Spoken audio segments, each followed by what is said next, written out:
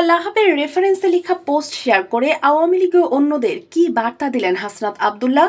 বৈষম্য বিরোধী ছাত্র আন্দোলনের অন্যতম সমন্বয়ক হাসনাত আব্দুল্লাহ সম্প্রতি ফেসবুকে একটি লেখা শেয়ার করেছেন। তিনি উল্লেখ করেছেন যে লেখাটি তার বন্ধু সাইদ আব্দুল্লাহর লেখা।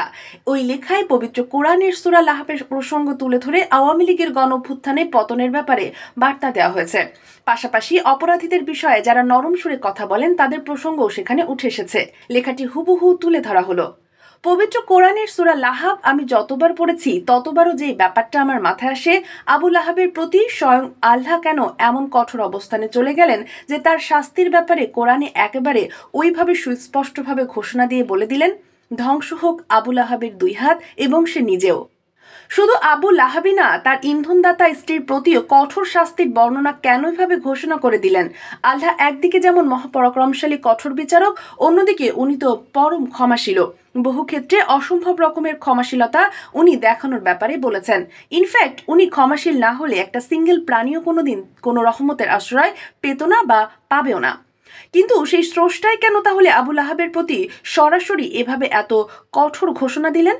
এ ব্যাপারে আমার জানার ভুল থাকতে পারে বা বুঝবার সীমাবদ্ধতা থাকতে পারে, তবে আমার একেবারে পার্সোনাল আন্ডারস্ট্যান্ডিং হলো সব অপরাধ বা পাপের ক্ষমা হয় না। বিশেষ করে যেখানে প্রচণ্ড সীমা লঙ্ঘন করার পরও ওই অপরাধীর মনে কোনো অনুশোচনা বোধ বা অনুতপ্ত বোধ জন্ম না নেয়। সত্যি করে বলেন তো, আশেপাশে এমন কোনো আওয়ামী লীগার দেখেছেন যারা অনুতপ্ত? জুলাই গণঅভ্যুত্থানে 2000 মানুষ মেরে ফেলা, 25,000 মানুষকে চিরতরে মারাত্মক আহত করে ফেলা নিয়ে ন্যূনতম কোনো অনুশোচনা? বিগত 15 বছরে ওরা যে হাজার হাজার মানুষকে মেরে ফেলেছে, গুম নিপীড়ন লুটপাট চালিয়েছে, এগুলি নিয়ে ওদের ভেতরে কোনো ন্যূনতম অনুশোচনারও দেখেছেন?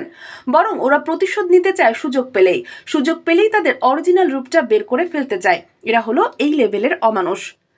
ক্ষমা করা যায় তাদেরকে যাদের ভেতর অনুশোচনাবোধ জাগ্রত হয়, যারা অনুতপ্ত হয়। কিন্তু যারা নিজেদের চরম অপরাধের পরও ন্যূনতম অনুতপ্ত না, এমন অমানুষদের ক্ষমা করার মানে হলো অন্যদের প্রতি অবিচার করা এবং সামনে ওদের জন্য অপরাধ করার দুয়ার উন্মুক্ত রাখা। এজন্য আমি এদের বিচার চাই, কঠোর বিচার চাই।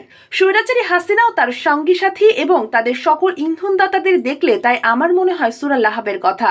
অতিরিক্ত সুশীলগিরি দেখিয়ে কেউ দেখি নরম সুরে কথা বলার চেষ্টা করে সুযোগ পেলেই। কিন্তু সবাই যে ক্ষমার যোগ্য না, এই শিক্ষাটাও কিন্তু গুরুত্বপূর্ণ, ইনফ্যাক্ট মহা গুরুত্বপূর্ণ। দেশ জগৎ ডেস্ক নিউজ।